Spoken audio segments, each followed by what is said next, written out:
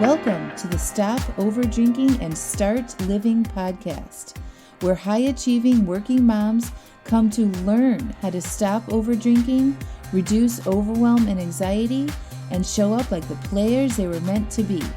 I'm your host, Angela Mascenik, and let's dig in.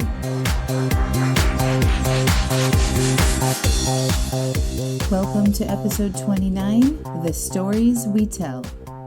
Hello, hello, hello. How are you all? I am so excited about this podcast episode. It's going to be fun and a little bit different than the other ones that I normally do. There's still going to be a lesson to be learned. And I'm going to share some information about some recent revelations I've had with my own thought work and my own coaching. And where it really comes from is I'm always thinking about y'all. I'm always thinking about how I can share what I've learned on my own journey to stop over drinking, stop overeating, to launch my business. Like, how can I share what I've learned on my journey? I'm just a couple years ahead of y'all. So if you're somebody that's starting the process or starting the journey to stop over drinking, or you want to lose weight, I've been exactly where you have been. And I'm just time is the only thing that differentiates me from you. Okay. Everyone has the same abilities to do this work. And I want to share as much as I can about my own journey and pass that along to you, because I believe that people are inspired by stories. And this podcast is a really good example of that. So I'm always thinking about you guys and my clients, and even if you're not my clients, if you're just my podcast listeners, and how I can verbalize what this work looks like and how the power of changing our thoughts creates the results in our lives that we actually want. And before I started this journey, I was living an unintentional life. I was on an auto repeat life. Like, it was like the rinse and repeat, right? If you think about a washing machine, rinse and repeat, doing the same thing over and over again. I was at the effect of my emotions. I didn't know that my thoughts created my results in my life. I blamed other people for how I felt or my current result, with how much money I was making in my job, to my stress load, my anxiety. I blamed all of that to other people, outside circumstances, right? But once I learned how to create an intentional life, that I could actually have thoughts that I could intentionally think and create on my own, that led me to have different results in my life, my world completely changed. And so you've followed along. You've probably listened to many podcast episodes at this point, but I'm always wondering how I can tell you how to approach things differently and help you along your own journey to live an intentional life, one that's on purpose and by your design, right? Not being at the effect of other people's design for your life, or you being at the effect of your emotions or the effect of your circumstances, right? So this podcast is going to be super fun. I want you guys, if you can, to maybe grab your notebook, to sort of dig in here and close all of your other things that you have going on down, and to really pay attention. It's going to be fun. So just have an open mind with me here, and I'm going to tell you a couple stories. And I'm just going to start in, and you're just going to have to follow along with me, if you will. All right. So the first story is a story about a camping trip that I had planned for my family. And this was something that I was really looking forward to. It had been planned for a long time. And it all started with my mother-in-law and her desire to get most of the family together. So my husband has 3 siblings. He has a brother and he has 2 sisters. And one of the sisters lives across the world, basically. She was living in Kazakhstan and the Ukraine. And so she hasn't been living in the U.S. for probably the past 7 or 8 years. And she has 5 kids. And so whenever she comes to the U.S., we always do our best effort to get everybody together so we can see her and see her kids all as a group. So my mother-in-law planned this event that was up in the mountains. She wanted to have this big picnic. She rented a picnic shelter for us all, and this specific state park had hiking trails and a beach where the kids could have fun and play and whatnot. So we had all been looking forward to this, and we decided as a family that we were going to camp. after this picnic event with the other extended family. So Pete's other sister lives locally. She was going to come. She's got a couple dogs. And then his sister from abroad was going to be there. She's got a dog. And then I think 3 of the kids were coming, plus his parents, plus our family of 5 and our dog. So as you can imagine, a lot of moving parts, a lot of pets. So anyway, we decided to camp that night and just to sort of make a weekend thing out of it. So that morning that we were supposed to leave, we were packing up the car, and the kids were completely crazy, and they always just, everybody's just like always in the way, right? When you're trying to load the car, everyone's like walking right in your path, and I'm like, get out of the way, and like they're whining, complaining, they're arguing with each other, the dog's running in and out of the house, and it's just sort of chaotic, right? And it's hot, it's like 90 degrees outside already. It's not even like noon, and we're loading up the car, packing all this stuff, and it's chaotic. And so we get on the road about an hour and a half later than I originally thought we wanted to leave. The event was supposed to start at noon, and we weren't even leaving until after 11. So I let my mother-in-law know that we were having a late start and we'd be there about 1:30. So we get up there and park our car and sort of understand where this event was happening. It was at this picnic shelter that we had to walk down this long path, and so we didn't grab everything that we really needed. We didn't really know exactly. Excuse me, my dog decided to wake up and roll around on the carpet and shake and make all sorts of noise while I'm recording my podcast, but I'm just going with it.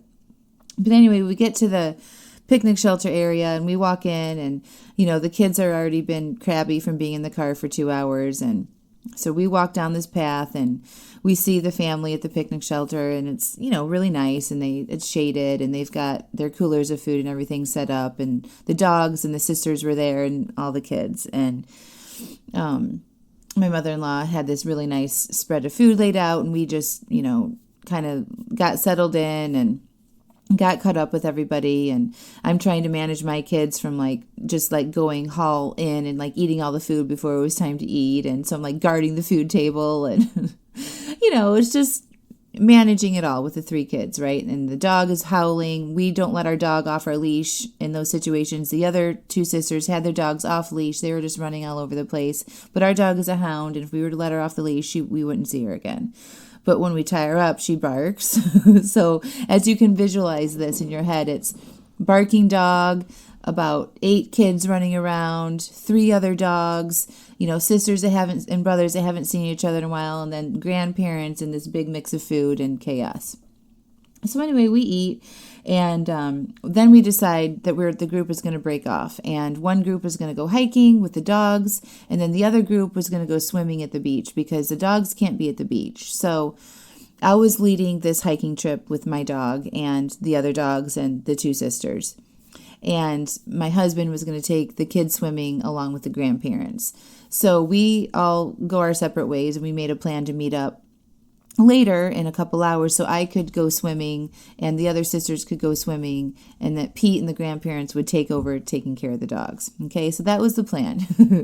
And so we take off on our hike, and the sisters just let their dogs off the leash and they're walking, but the hiking trails, it's super busy, right? This is peak season in the mountains of North Carolina. It's 90 degrees out, and there's waterfalls and rivers running through these trails, and so the trails are packed. And they're a little bit treacherous, they're rocky and stuff. And they've got their dogs off the leash, which they shouldn't have. There's rules all over the place. Keep your dogs on a leash. And we keep stopping and just dealing with the dogs. And it's just super frustrating for me because when I go on a hike, I want to go on the hike, right? I want to get a good workout in. I want to make some progress. I want to keep moving, right? The whole idea of the hike is to keep moving forward. So they were walking super slow, and their dogs were in and out of people, and they were stopping and jumping in the river. And it was just all very annoying.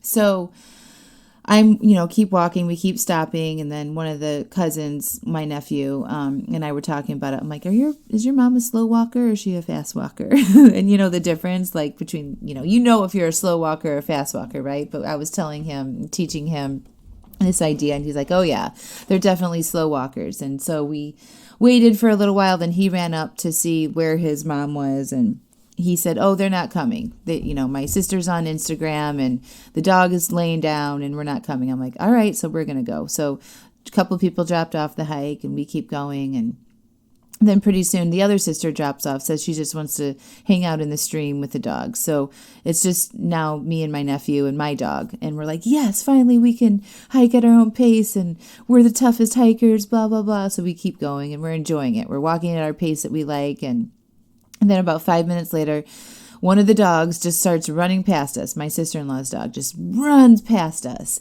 And I'm like, what the hell? And, of course, she was nowhere to be found. Couldn't find her. It was like this dog's just running wild out here in the woods. And I'm like, all right. So we get the dog, and I'm like, I guess we're just going to stop. We're going to turn around and head back.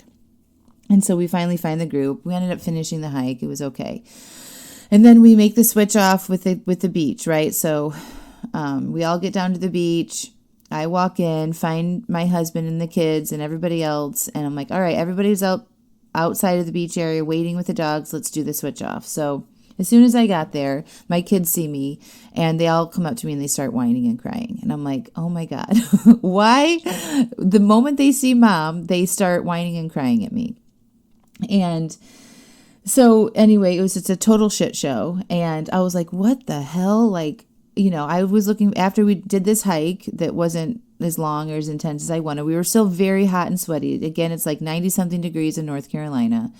And, I had this visual of like this moment that we would like go swimming, and I would take over with the kids, and it would be this amazing hour experience, right? Well, it was nothing to that. Everybody just fell apart. My daughter lost her bracelet in the water. And of course the boys were arguing and not keeping their hands to themselves. And it was just a shit show. And everybody just basically fell apart. And I decided, all right, we're done. And so we pack everybody up and we head out. And we don't have any towels. My husband and the family took all of everything. So we had nothing to like dry ourselves off with. Can you guys see this visual? And so we're walking down the road back to the family camp area. And thank God my husband came early to pick us up and saw us walking down the street and saved the day.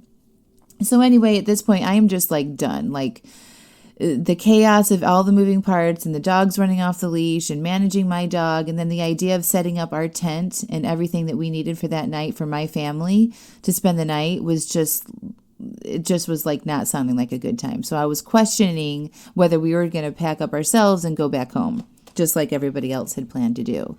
And I was really frustrated, and I was just over it. The kids were just not, I have these thoughts like the kids don't appreciate anything, and they're just being whiny and horrible. And I'm just pretty much in this miserable place. And I'm telling my husband about it, and my mother-in-law could sense that I was pretty crabby. And anyway, we ultimately decided to stay.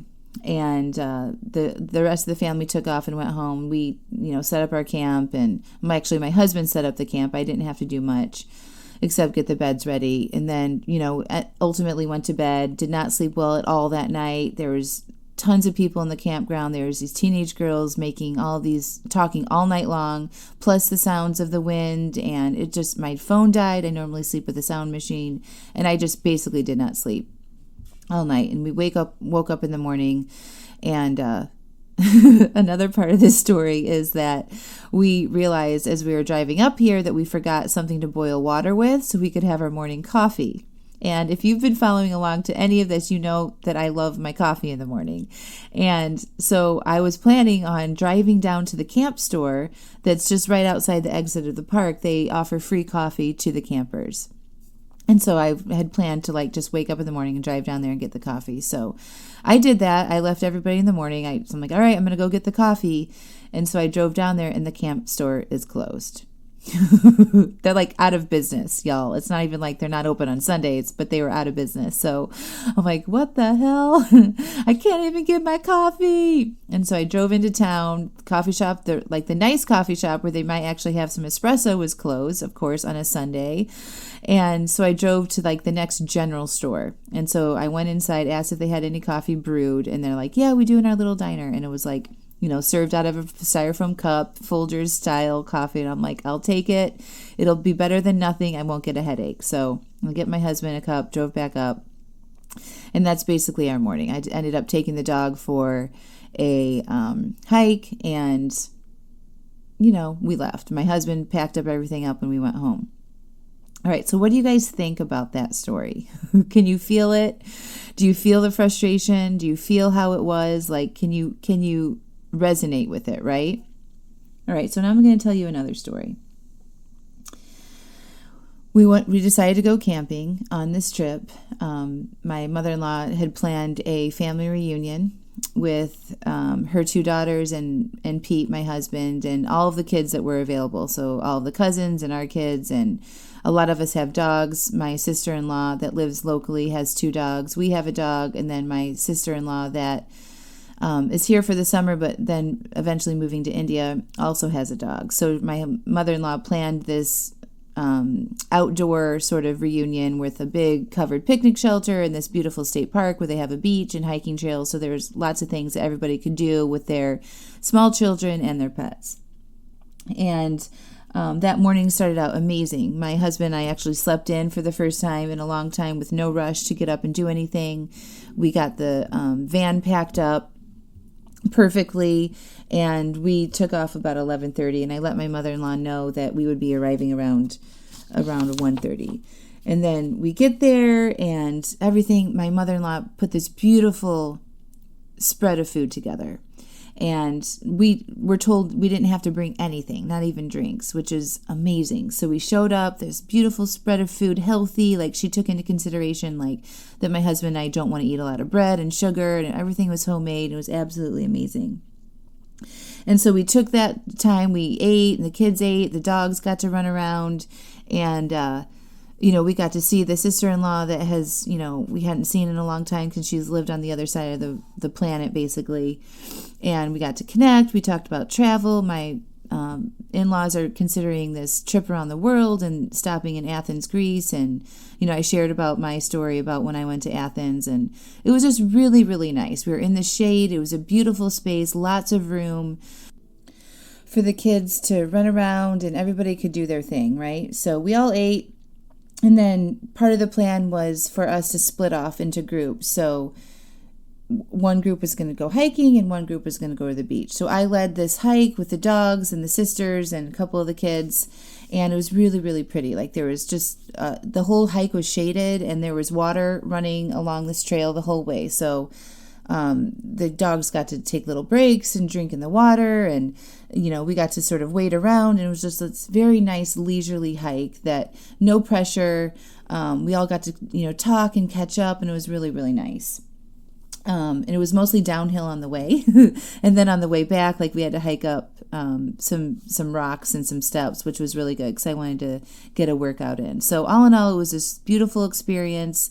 Wasn't out in the exposed sunlight, which was really, really, really hot, so that was nice. And the dogs got to cool off and drink water as they wanted to. So we got back to the picnic shelter, and my mother-in-law was so amazing. She had like this amazing sparkling water on ice. It was like, Dasani water hinted with wild strawberry with no sugar and anything, and it was just like totally perfect. And we all drank the drinks, and then we decided to pack up and head to the beach and do the switch off. So my husband was going to come back and stay with our dog, and I was going to switch off and go to swimming with the kids. And same thing with my sister-in-laws. The grandparents were going to come and switch with the dog so we could all go swimming after our hike. So we get down to the beach, and we had the switch off, and it was fine. And I gotten to swim in this lake with the kids, and it was like this total picturesque moment, like with a beach house and sand on this beautiful lake with the mountains in the background. And there was a big raft out in the middle that you could swim out to and then jump off these high-rise diving boards, which was super cool. The kids loved doing that over and over again. And I did that a couple times with them, and then we packed up and head out and started walking back, and my husband just happened to be driving by, and he picked us up and drove us the rest of the way home. Or back to the picnic shelter. And we get back there, my mother-in-law, again, had this beautiful spread of desserts laid out, homemade cookies and cakes and a fruit platter and like more drinks, and it was so nice. Like, everything was taken care of, and the kids, like, it was okay for them to be wet and sandy, and the dogs had space to, roam around, and everything was shaded, and it just was super nice that she had planned to have this outside, and everybody could sort of experience and do what they wanted to. And so then we hung out for a little bit longer, and then they all took off, and then we went and set up our tent. And my husband did all the heavy lifting. I blew up his and I's air mattresses, like regular air mattresses, not camping ones, but the kind you would use for glamping. And, I had sheets and blankets and my own pillows for my bed. And we left the rain cover off because there was no chance for rain. And we built a fire after it was dark, and the kids found sticks and they stuck their hot dogs on their sticks, and it was so cute watching them roast their own hot dogs and then sitting them all in a row in their little camping chairs next to the fire in the dark eating their little hot dogs. And it was just very, very nice. And as soon as it went dark, all the crickets and the cicadas and everything came on and started chirping, and we decided to get cleaned up and go to bed. And my husband actually set up his own individual tent to sleep in because he snores. And he actually didn't really want to camp. I was the one that convinced him that it would be fun to do the camping. And I'm like, well, what if you just were able to snore in your own tent and you didn't have to sleep with us, and you can just go sleep in your little 2-person tent and snore to your heart's desire? He's like, okay. So he set up his own 2-person tent, and we all, and the dog, got into our big tent, and I fell asleep holding my son's hand and listening to the bugs and all the different noises and the wind that were flowing through the trees. It was just really, really nice. So we woke up in the morning, and I went and got coffee and came back, and my husband was starting taking down the camping gear and putting everything away, and I decided to take the dog for a hike. So I grabbed her and we took off, and I've been to this place before, so I knew a lot of the different trails. So I thought I would do a quick 40-minute hike with her, and went out there, and I started thinking about you guys again and what I learned from this weekend. And it was just a beautiful, creative, my mind got to, be open and think out in nature. And it was like I was walking through this trail, and there was these butterflies. It was just absolutely beautiful and breathtaking. And it really couldn't have been a better experience. And so I came back, and the car was pretty much all loaded up. My husband did all the work, got everything reorganized, repacked up, the kids were ready, and we decided to hit the road. So that is story number 2, my friends. Which story do you like better? Right? Story number 1, high stress, super annoying. I felt frustrated. Story number 2 was this perfect, amazing family outdoor, experience where, it just left you feeling amazing, right? That was an amazing experience. So both of those stories are true, right? But the way I told the stories were very different. And it's very interesting when we tell a story, right? What is the story that you're telling about your current situation? Or if you were in this situation and you had a family camping experience with all the different moving parts and pets and weather, what would the story you tell sound like? And when we tell these stories, right, even if it's about our past or something that just happened yesterday, even though it's not happening in that moment, we still get to feel and relive that story, right? That experience that we had. So when I told the first version of the story, I am left feeling still frustrated. That was an awful time. I can't believe we did all that. I should have went home, right? You can feel that energy. And when we feel that energy, if it was a negativity or frustration, we may then not want to feel those things, right? So we might buffer. We may overdrink. And I like for you to sort of refocus this. When you're telling a story about your past, maybe it's about your childhood or your ex-husband or a work thing that happened, right? And you're telling this story, or it's at the end of the day that you just experienced, and you're retelling it in your head, and you're feeling super stressed, and you come home, and from that negativity, from reliving that story that you just told yourself, we might overdrink, we might eat to buffer, right? Because we don't like feeling that way, and we're trying to do things now to make ourselves feel better, right? Whereas the other story, the other way that you can tell it is quite different, and it leaves you with a much better feeling, right? And those are feelings that we may not want to buffer away so much. So the point to this podcast is that we can tell any story we want. Which story is serving you and where you want to go with your life. And I'm choosing to pick that second story version, right? That second story is is much nicer. And when I look back and I believe that second story and tell that second story to other friends, like, what did you do this weekend? And I lock into that second story, I'm left feeling good, right? Versus that first story, I'm left feeling like shit, and I probably wouldn't want to do that again, right? They're all stories.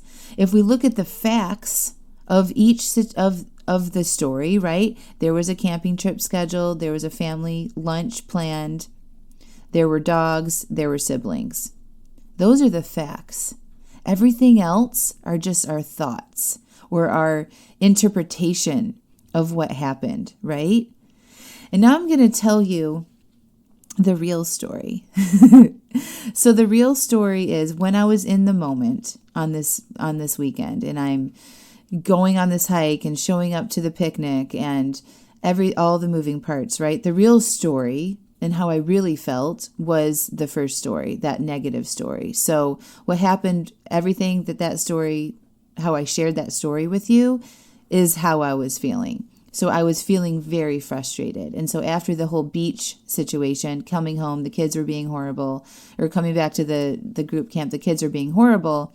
I actually told my husband, I'm like, I'm feeling very frustrated right now. And I know that if we leave because I'm feeling frustrated, that is me taking action from a negative place. And I preach this to my clients and to my podcast listeners and to everybody that will listen, that you should never take action from a bad place, that you should always love your reason why you do something.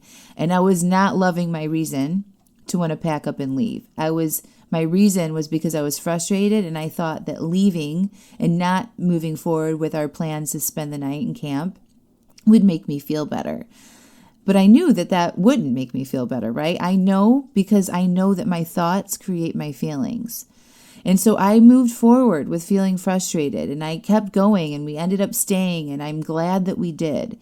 And so when I went on the hike in the morning with my dog by myself, and I was thinking about this experience and thinking about the story that I wanted to tell, it clicked with me. Because I'm always thinking about how I can share my own experiences with you so you can have better experiences yourself.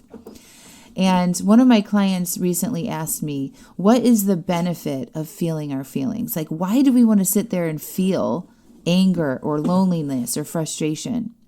And my response to her was, because those feelings that you feel is leading you down a path to something that you haven't experienced yet. So for me, being willing to feel frustrated in that moment with my kids and that, after the beach and after that frustrating hike, me sitting there and being willing to feel that led me to stay and honor my commitments to my kids to take them camping, and then led me to go on this hike with my dog in the morning to rethink all of this stuff and what I wanted to feel. So if I didn't allow myself to feel that frustration, say maybe I drank or I ate or we left or all three, right? Like how many of you would have packed up and gone home and drank, or packed up or sat there and, stuffed a bunch of chips and cookies in your mouth, right? Out of the frustration, or yelled at your kids and packed up and left, right? But I sat there and I just felt frustrated, and I moved through it, and I felt it, and I didn't try to buffer it away with anything. I just felt frustrated. And then I got to the morning, and I got out on that trail with my dog, and I got to think about it all. And like, what was the journey that frustration led me to? And I got to be creative, and I got to think about this podcast episode, and I got to think of a way that I could share what the benefit of feeling that frustration was. And the benefit was for me to feel my feelings. But then I got to be creative on the other side of that. If I wasn't willing to feel that frustration, I would have went home, right? Or I would have ate, or I could have overdrank, and I would have missed this opportunity to have this creative experience and to share with you what the benefit of that feeling of frustration was. So the benefit of it was I got to see the other side of it. I got to move through it. I got to evaluate what story I wanted to tell, right? And now I have all these other ideas about my business and how I can connect with my clients. So there was a benefit for me to feel that frustration. And I got to honor my commitments with my kid. I got to fall asleep holding my son's hand, right? Like I got to show my kids that once you make a decision, you stick through it. Like, there's so much benefit to me feeling that frustration that I wouldn't get to experience had I buffered that frustration away or took action from that frustration. So that is the story. And the story that I'm going to tell my friends is not this coaching story or how I got to feel my feelings, right? The story that I'll tell my friends and my family about this trip is that we went into the mountains. We had this family reunion with Pete's family. You know, we showed up, we ate this beautiful lunch, and we got to hike, we got to swim, and then we camped, and I got to go on this beautiful hike with my dog in the morning, and it was a great weekend. That is the story that I'll tell, but I love the fact that I get to decide what story it is that I'm going to tell and how that story serves me, right? So when we look at our lives, or you look at your own situation, what story are you telling? What story is going to serve you in your goals to stop over drinking or to stop overeating and to lose weight? Are the current stories that you're telling about your past or about your day yesterday at the office serving you? Because when you tell a story that leaves you feeling negative or frustrated or sad or angry, what do? But if your story leaves you feeling happy and excited and loving, then what do you do from that place? You get to decide. You're already telling a story. Make sure it's a story that serves you. And when I talk about serving you, make sure it's serving you in the way you want to feel. And we know that we take action how we are feeling or don't want to feel. And if those actions are in alignment with your goals in your life, then it's serving you. But if they're not, and you're taking action because you don't like the way you're feeling about your past or a certain experience you had recently, then it's time to reevaluate that story and to create a new one. I hope this helps, my friend. I hope you enjoyed this podcast. I love you all so much. And if you want my help, my private one-on-one help, to help you create a new story that's going to serve you with your desire to stop over drinking and start living, schedule that free consultation with me. The link is in the show notes. I'll talk to you next week. Bye for now.